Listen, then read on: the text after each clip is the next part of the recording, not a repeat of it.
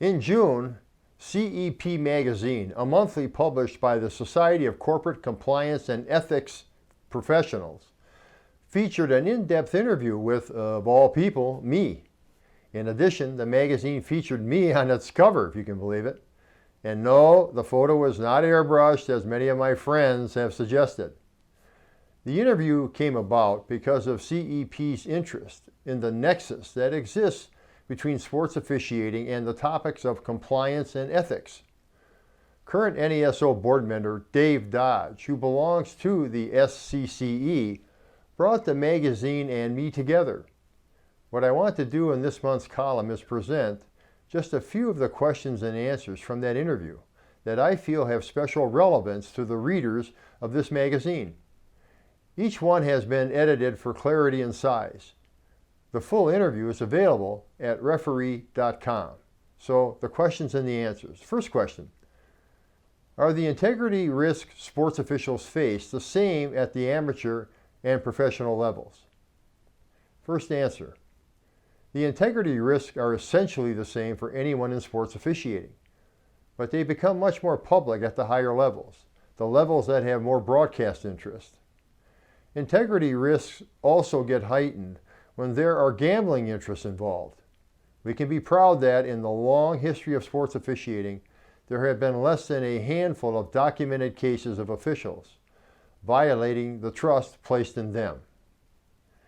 Next question: what is the key for sports officials keeping the games fair? We have a reverence for the rules. They define how the owners of the game want the game to look. Those owners turn to us and ask us to shape the game to that end. Officials are in the enforcement division, not in the legislative division. We do not get to make rules up as we go along.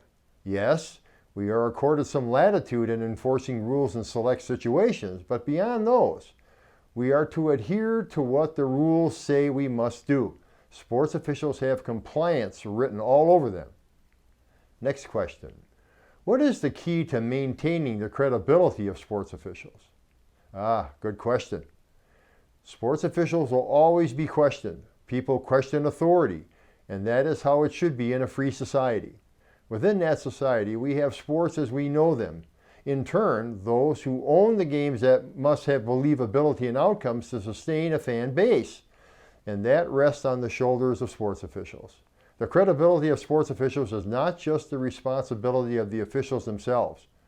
Those that build, manage, and direct officiating staffs have an inviolate responsibility to ensure that credibility is of paramount importance in the management structure.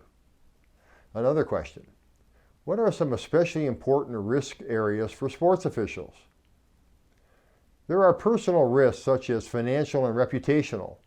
Since officiating has become a public good, I always urge officials to conduct themselves as a public person. If we cut corners or do something dodgy in our personal lives, that will come out and that will affect not only that official, but all of us in officiating. When you join this undertaking, you have to agree to hold yourself to an incredibly high ethical standard. And those are not just words on paper. Thank you.